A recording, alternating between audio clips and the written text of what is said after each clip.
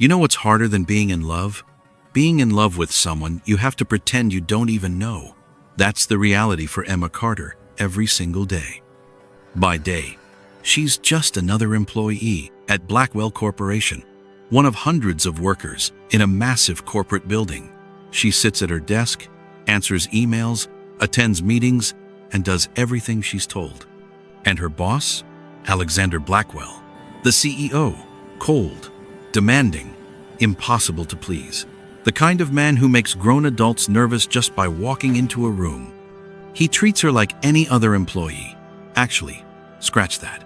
He treats her worse, more demanding, more critical, more distant. Nobody knows the truth. Nobody knows that when the office doors close and everyone goes home, Emma doesn't go to her small apartment. She goes home to him, because Alexander Blackwell isn't just her boss. He's her husband, and their secret marriage is about to become the most dangerous thing in both their lives. This is their story, and I promise you, it's going to keep you on the edge of your seat. Let me take you back to how this whole thing started. Emma wasn't always working at Blackwell Corporation.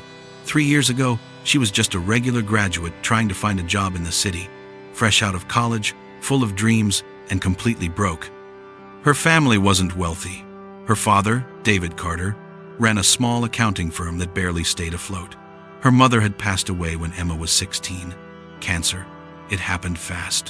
One day her mom was fine, and 6 months later she was gone. Since then, life had been a constant struggle.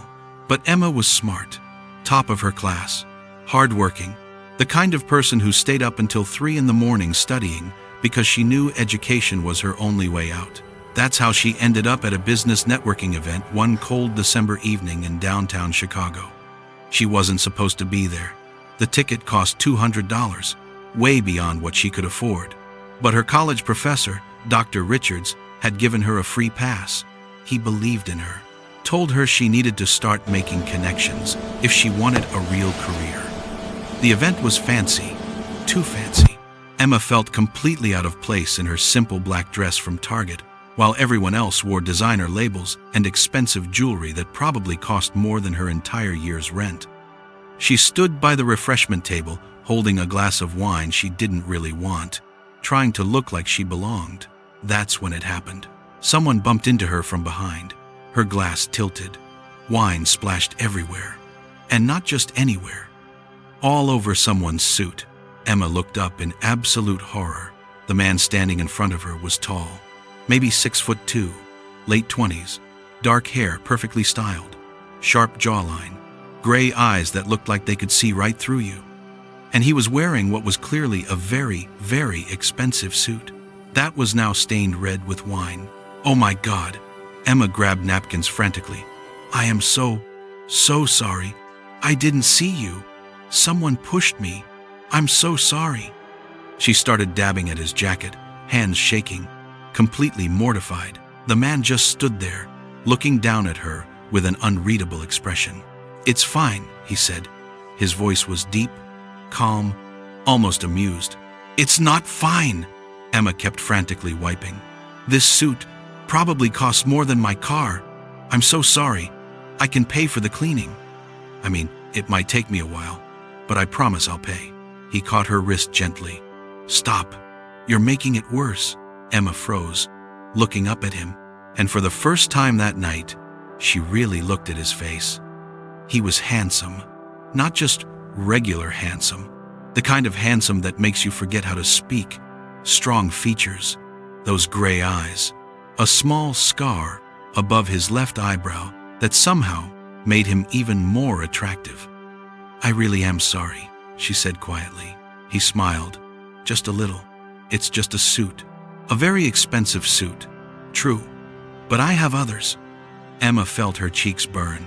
Of course he did. This man probably had a closet full of suits that cost more than her entire college tuition. I'm Alexander, he said, extending his hand. Emma. She shook his hand, trying not to notice how warm it was. Emma Carter. Nice to meet you, Emma Carter. Even if you did just ruin my favorite suit, she groaned. Please don't remind me. He laughed. Actually laughed. It was a good sound. Warm, Real. How about this? Alexander said.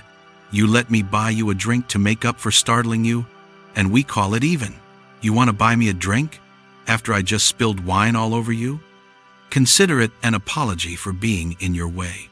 Emma couldn't help but smile. That doesn't make any sense. Maybe not, but I'd still like to buy you a drink. And that's how it started.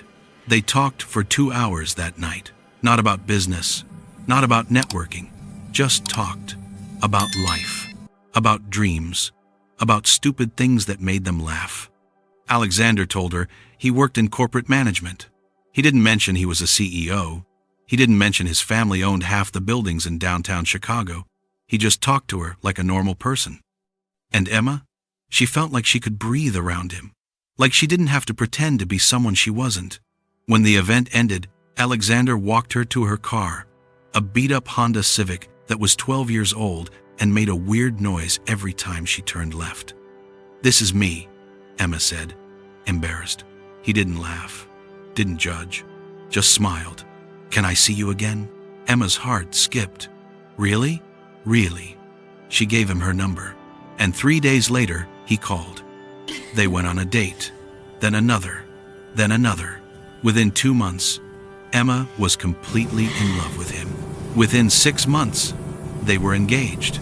And here's where everything got complicated. Alexander finally told her the truth, who he really was, that he wasn't just some guy in corporate management. He was Alexander Blackwell, CEO of Blackwell Corporation, son of Richard Blackwell, one of the wealthiest men in the country. At first, Emma thought he was joking, but when he showed up at her apartment in a chauffeur-driven car and took her to his penthouse that overlooked the entire city, she realized he wasn't. Why didn't you tell me? She asked, standing in his living room that was bigger than her entire apartment building. Because I wanted you to know me. Alexander stepped closer. Not my money, not my name, just me.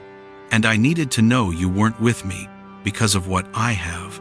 Emma looked at him. I don't care about your money, Alexander. I know. That's why I love you. He proposed that night, with a ring that took Emma's breath away, but more importantly, with words that made her cry. Emma Carter, you're the only person in my life who sees me as just Alexander. Not the CEO, not the Blackwell heir, just me. And I don't want to live another day without you. She said yes. They got married 3 weeks later. Small ceremony, just a judge and 2 witnesses. No media, no family. Because here's the thing, Alexander's family didn't know about Emma. And when they found out, all hell broke loose. Sometimes the strongest thing you can do is love someone even when the whole world is against it. Emma and Alexander were about to learn that lesson the hard way, because their secret marriage wasn't just about privacy, it was about survival. If you're already feeling this story, hit that subscribe button, drop a comment and tell me, would you marry someone in secret if you knew their family would try to destroy you? Let's keep going, because things are about to get intense. After they got married, Alexander and Emma had a choice to make. Go public with their marriage and face the chaos, or keep it secret until the time was right. They chose secret, not because they were ashamed, but because Alexander knew his family, knew his father, and he knew that if Richard Blackwell found out his son had married a woman from a working-class background without his approval, he would do everything in his power to destroy both of them. So they made a plan. Emma would apply for a job at Blackwell Corporation under her maiden name, work her way up, prove herself, and when the time was right, when Emma had established herself as valuable and capable, they would reveal the marriage. It seemed simple. It wasn't. Emma got hired as a junior analyst in the finance department. She worked hard, showed up early, stayed late, did everything perfectly. And at the office, she and Alexander pretended they were strangers. He called her Miss Carter in meetings. She called him Mr. Blackwell. They didn't sit together at company lunches, didn't make eye contact in the elevator, acted like they'd never met before. It was torture. Every day, Emma had to watch the man she loved walk past her desk without even acknowledging her. Had to sit in meetings where he criticized her work in front of everyone just to maintain appearances. Had to pretend her heart wasn't breaking every time he looked at her like she was nothing. But the worst part? His family. 3 months after Emma started working at Blackwell Corporation, Alexander's father made an announcement. He wanted Alexander to get married, not to anyone, to Victoria Hayes. Victoria was everything Emma wasn't. Old money, Ivy League educated, connected to every powerful family in the country. She was beautiful, polished, and absolutely perfect for the Blackwell image. And Richard Blackwell had already decided she would be his daughter-in-law. "Emma, I need to tell you something," Alexander said one night at home. They were in their apartment, the small one they'd rented together under a fake name so nobody would find out. Emma was cooking dinner. She turned around, seeing the stress on Alexander's face. "What's wrong?" "My father wants me to marry Victoria Hayes." The spoon Emma was holding clattered to the floor. "What?" "He announced it today, at the board meeting. Said it would be good for the company, good for our family's reputation. He's already planning the engagement party." Emma felt like she couldn't breathe. "But you're already married." "He doesn't know that." Alexander ran his hands through his hair. "Emma, I'm going to tell him. I'm going to tell him about us." "No." Emma shook her head. "Not yet. Emma, I'm not going to let him force me into a fake engagement. If you tell him now, he'll destroy us both." Emma grabbed Alexander's hands. "You know he will. He'll fire me. He'll ruin my father's business. He'll make sure I never work anywhere again. And he'll probably disown you. I don't care about being disowned. But I care about you losing everything because of me." Emma's eyes filled with tears. "We have to be smart about this. We have to wait until I prove myself. Until I'm valuable enough that firing me would hurt the company. Then we tell him. Then we fight." Alexander pulled her close. "I hate this." "I know." Emma buried her face in his chest. "I hate it too."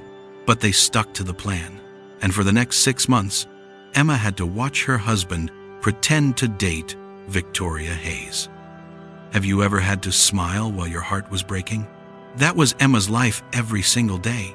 Watching the man she loved take another woman to company events, seeing photos of them in the society pages, listening to office gossip about when the engagement would be announced. And the worst part? Victoria was nice. She wasn't some evil villain. She was actually kind, smart, funny. The kind of woman Emma might have been friends with under different circumstances, which made everything so much harder. One afternoon, Emma was working late in her office when Victoria knocked on her door. "Miss Carter, do you have a minute?" Emma looked up, forcing a smile. "Of course. What can I do for you, Miss Hayes?" Victoria sat down, looking uncomfortable. "I wanted to ask you something. You work closely with Alexander. I mean, Mr. Blackwell." "Yes, I do." "Does he seem happy to you?" The question caught Emma off guard. "I'm sorry?" "With me." Victoria's voice was soft. "Does he seem happy with me? Because sometimes I feel like he's somewhere else, like his mind is always on something or someone else." Emma's heart pounded. "I wouldn't know, Miss Hayes. Mr. Blackwell keeps his personal life very private." "Right. Of course." Victoria stood up. "I'm sorry. That was inappropriate." "Forget I asked." But as Victoria left, Emma saw something in her eyes. Sadness. And Emma realized something awful. Victoria was falling in love with Alexander, and he was breaking her heart too, without even meaning to. That night, Emma went home and cried. "This isn't fair," she told Alexander. "We're hurting her. We're hurting everyone." "I know." Alexander held her. "I'm going to end this. I'm telling my father tomorrow." And he tried. The next day, Alexander walked into his father's office and said, "Father, I need to talk to you about Victoria." Richard Blackwell looked up from his desk. "What about her?" "I can't marry her." "Why not?" "Because I'm in love with someone else." Richard's expression darkened. "Who?" "Her name is Emma, Emma Carter. And she's not just someone I'm in love with. She's my wife. We got married a year ago." The room went silent. Then Richard Blackwell did something Alexander never expected. He laughed. Not a happy laugh. A cold, angry, dangerous laugh. You married some nobody without my permission? She's not a nobody. She's brilliant, hardworking, kind, everything I could ever want. And she's working at my company, isn't she? Richard's eyes narrowed. Let me guess. Emma Carter, junior analyst, finance department. Alexander's blood ran cold. How did you know? Because I make it my business to know everything that happens in my company. Richard stood up, and I've been watching her, testing her, waiting to see how long this little charade would last. You knew? Of course I knew. You think I don't have people watching you? His voice was ice. And here's what's going to happen. You're going to divorce that girl. You're going to marry Victoria like you're supposed to. And if you don't, I will destroy not just Emma, but her entire family. You can't do that. I can, and I will. Richard walked around his desk. Her father's little accounting firm? I'll buy his biggest clients, force him into bankruptcy. That beat-up car she drives? I'll make sure she can't afford the insurance. Her college loans? I'll call them in. Full payment. Immediately. His smile was cruel.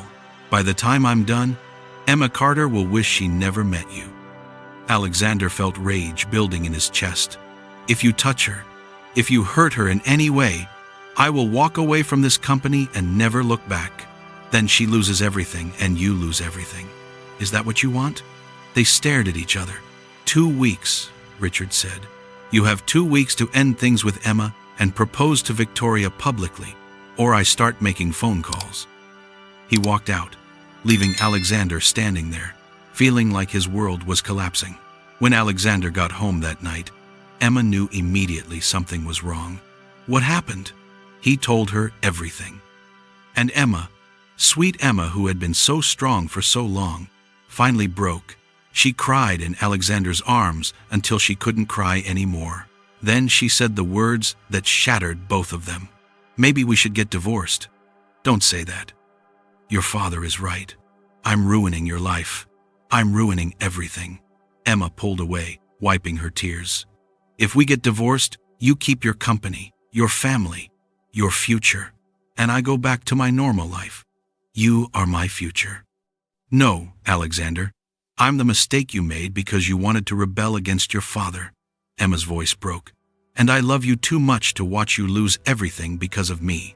This is the moment where everything changed. Because Alexander Blackwell made a choice. He pulled Emma close and said, I don't care what my father says. I don't care if I lose the company. I don't care if I lose everything. I'm not losing you. We're going to fight this together. How? I don't know yet, but we will. His eyes met hers. Emma, you are the best thing that's ever happened to me, and I would rather have nothing with you than everything without you. Emma looked at him, and for the first time in weeks, she smiled. Okay, let's fight. If this story is gripping you, drop a comment and tell me, what would you do? Would you fight for love even if it meant losing everything? Or would you walk away to protect the person you love? The next 2 weeks were the hardest of their lives. At work, things got worse, much worse. Richard Blackwell started making Emma's life miserable. He moved her to a different department, gave her impossible assignments with unrealistic deadlines, put her under a manager who hated her, made sure every single day at work was torture. And Emma couldn't quit, because quitting would prove Richard right, that she was weak, that she didn't belong, so she stayed. And she fought. She worked 18-hour days, completed every impossible task, exceeded every expectation, and slowly, people started noticing. Have you seen Carter's work? One executive said in a meeting. It's exceptional. The financial projections she did saved us $3 million. Another added. Even Richard couldn't deny it. Emma was brilliant, but he had one more card to play. He invited Emma to his office. Miss Carter, please, sit down. Emma sat, keeping her face neutral, even though her heart was racing. You've done impressive work these past few months, Richard said. Truly impressive, which is why I'm going to make you an offer. An offer? $5 million. Richard slid a check across the desk. All you have to do is divorce my son and disappear. Emma stared at the check. $5 million. More money than she'd ever seen in her life. Enough to pay off her father's debts, buy him a new business, set herself up for life, and all she had to do was give up the man she loved. She looked up at Richard Blackwell, and she smiled. Then she picked up the check and ripped it into pieces. "I'm not for sale, Mr. Blackwell. Everyone has a price, Miss Carter. Not me." Emma stood up. "You can offer me 10 million, 20 million, 100 million. My answer will always be the same. I love your son, and no amount of money will ever change that." She walked to the door. "You're making a mistake," Richard said. Emma turned back. "No, the mistake would be giving up on love because someone told me I wasn't good enough. I am good enough. And one day, you're going to see that." She walked out with her head held high. That night, when Emma told Alexander what happened, he looked at her with so much love and pride, she thought her heart might burst. "You are the most incredible woman I've ever met," he said. "I learned from the best." Emma smiled. "Now, what's our next move?" "We go public. Tomorrow, at the board meeting, I'm going to tell everyone the truth." "Are you sure?" "I've never been more sure of anything in my life." The next day, Blackwell Corporation held its quarterly board meeting. All the executives were there. Richard Blackwell sat at the head of the table. Victoria Hayes was there too, sitting next to Alexander, playing the part of the devoted girlfriend. And Emma was there, sitting in the back as a junior analyst, taking notes. "Before we begin," Alexander said, standing up, "I have an announcement to make." The room went quiet. Richard's eyes narrowed. "Alexander, this isn't the time. Actually, Father, it's the perfect time." Alexander looked around the room. "For the past year, I've been lying to all of you, and I'm done lying." Victoria looked confused. "Alexander, what are you talking about?" "I'm talking about the fact that I'm married." Alexander's voice was clear and strong. "I got married a year ago to a woman I love more than anything in this world, and I've been keeping it secret because I was afraid. Afraid of what my father would do, afraid of losing this company, afraid of not being good enough." He walked around the table. "But I've realized something. This company isn't worth losing the woman I love. This position isn't worth living a lie. And my father's approval isn't worth sacrificing my happiness." He stopped next to Emma's seat. "Emma Carter, would you please stand up?" Emma's heart was pounding so hard she thought everyone could hear it. But she stood up. "This is my wife," Alexander said, taking her hand. "Emma is one of the smartest, hardest working, most dedicated people in this company. She earned her position here on merit. And she's earned my love by being exactly who she is. Brilliant, kind, strong, real." The room erupted in whispers. Victoria sat frozen, tears in her eyes. Richard Blackwell stood up, his face red with rage. "You're fired." "Fine," Alexander said calmly. "Then I'm fired. Emma, let's go." "Wait." A voice from the other end of the table. Everyone turned. It was James Cooper, the company's CFO and oldest board member. "Richard, sit down," James said firmly. "Excuse me?" "I said sit down." James looked around the table. "I've been with this company for 30 years, and in that time, I've seen a lot of things. Good decisions, bad decisions, but I've never seen anything as stupid as what you're about to do. James, this is a family matter." "No, it's a business matter." James stood up. "Emma Carter has single-handedly saved this company millions of dollars with her financial analyses. Her work is exceptional, and if you fire her, or your son, because of your pride, you're not just losing two talented people. You're showing everyone in this room that loyalty and hard work mean nothing if you don't come from the right family." Other board members started nodding. "I agree," another executive said. "Miss Carter's work has been outstanding." "And frankly," another added, "Alexander deserves to marry whoever he wants. This isn't the 1800s. Richard looked around the table and realized something terrifying. He was losing control. "Fine," Richard said coldly. "They can stay. But Emma, you report directly to me from now on, and I will be watching your every move. One mistake, and you're gone. I won't make any mistakes, Emma said confidently. The meeting continued, but everything had changed. As they left the building that evening, Alexander and Emma walked out together for the first time, hand in hand. No more hiding, no more pretending.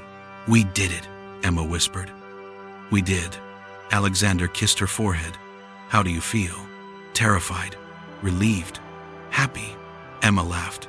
All of the above, but their happiness didn't last long, because 3 days later, Emma found out something that changed everything.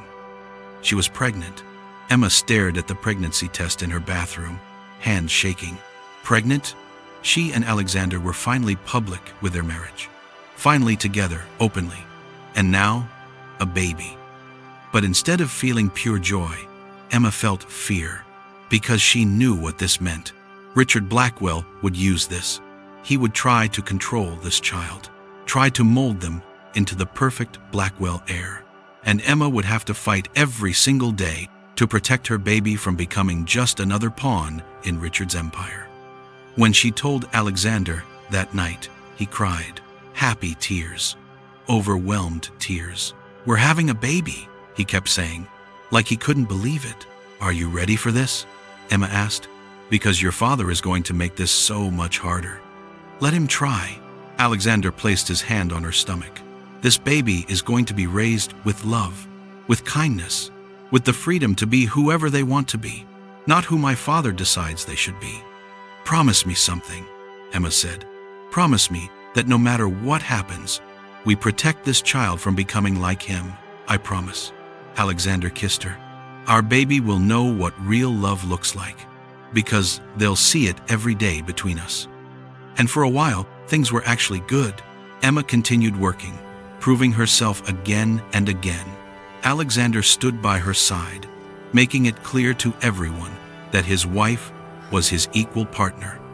And slowly, even some members of the Blackwell family started coming around. Alexander's younger sister, Sophie, reached out. I'm sorry I didn't support you sooner, Sophie said over coffee. I was scared of Dad. But watching you and Emma fight for each other, it made me realize I've been living my whole life afraid of him, and I don't want to do that anymore. It meant everything to Emma, having at least one ally in Alexander's family, but Richard Blackwell wasn't finished. 6 months into Emma's pregnancy, Richard made his move. He called a family meeting. The whole family, aunts, uncles, cousins, everyone. And he made an announcement. I'm retiring, Richard said, and I'm naming my successor as CEO of Blackwell Corporation. Everyone looked at Alexander, assuming he would be chosen. But Richard didn't look at Alexander. He looked at Alexander's cousin, Marcus. Marcus Blackwell will be taking over as CEO effective immediately, Richard said. Alexander will remain on the board, but Marcus has proven himself to be the better leader. The room erupted in shock. This is because I married Emma, isn't it? Alexander said quietly. This is because you prioritized your personal life over the company, Richard replied coldly. A real leader puts business first. A real leader values the people who work for him. Alexander shot back. And I'm not going to apologize for loving my wife. Then you've made your choice. Richard stood up. Meeting adjourned. As everyone filed out, Emma grabbed Alexander's hand. Are you okay? Honestly? Alexander smiled. I'm relieved. I never wanted to be CEO. I wanted to build a life with you. And now I can do that without the pressure of running a company I never cared about. But Emma knew this was about more than the CEO position. This was Richard's way of punishing them, of showing them that crossing him came with consequences. And Emma made a decision. If Richard Blackwell wanted a war, she would give him one. Over the next few months, Emma did something unexpected. She started her own company, a financial consulting firm, small at first, just her and a few colleagues who believed in her vision. But Emma had something Richard Blackwell didn't. She had ethics, she had integrity, and she genuinely cared about helping businesses succeed, not just making money. Word spread fast.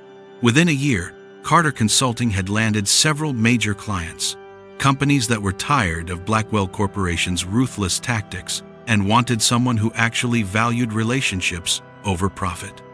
And slowly, Emma started taking away Blackwell Corporation's clients, not through sabotage, not through dirty tricks, simply by being better. Richard watched it happening, and for the first time in his life, he felt something he'd never felt before: respect.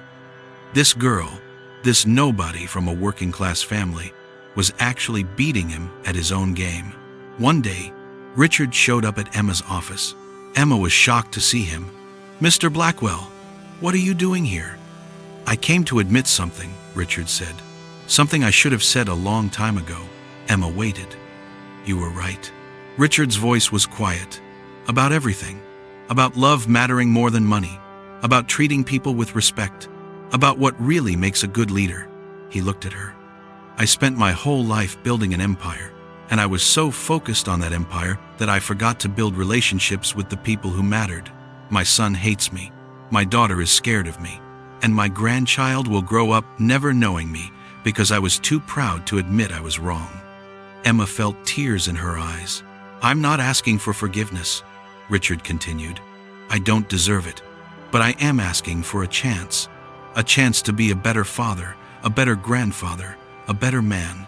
He extended his hand. "Can we start over?" he asked. "Can I try to earn your respect?"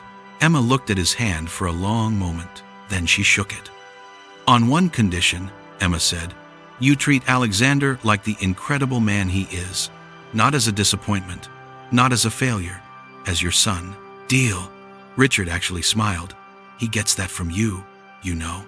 "Gets what?" "That strength, that courage to stand up to people like me." Alexander pulled her close. "You made me better, and apparently, you're making my father better too." Emma laughed. "I don't know about that, but I'm willing to try." And slowly, things started to heal. Richard began showing up to family dinners, actually talking to Alexander instead of just giving orders.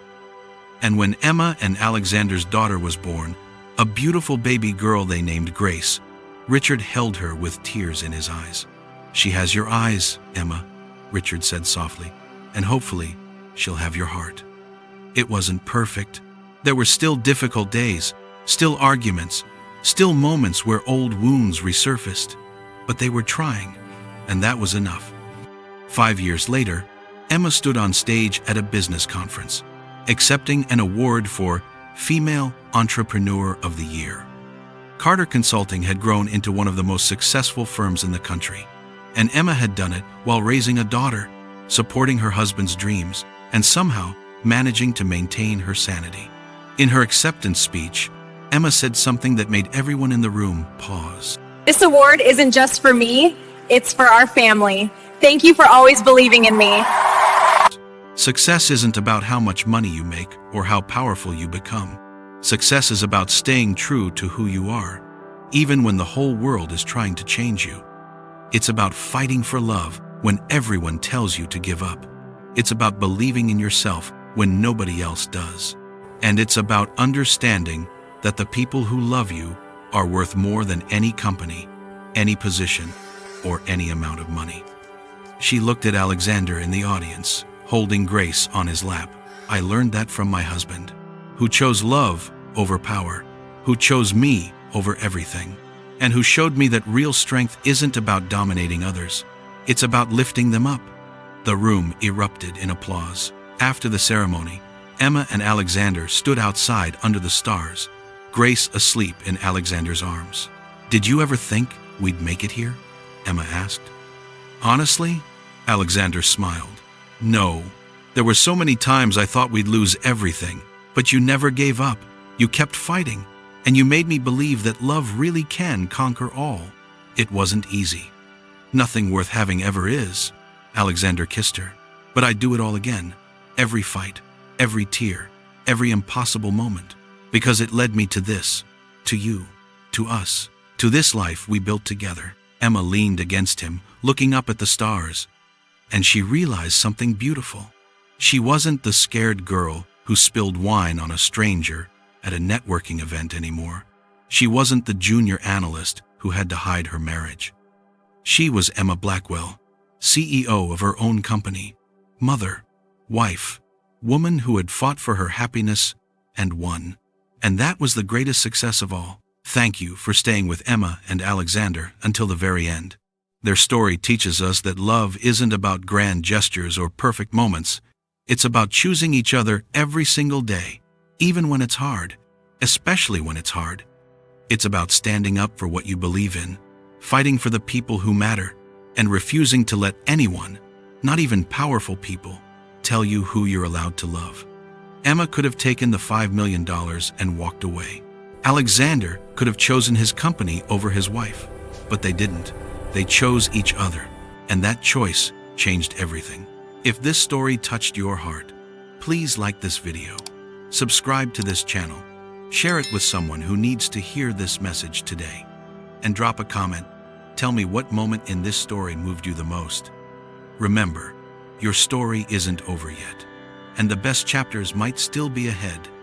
This is Tell Sunnac. Real stories, real emotions, real lessons. See you in the next one.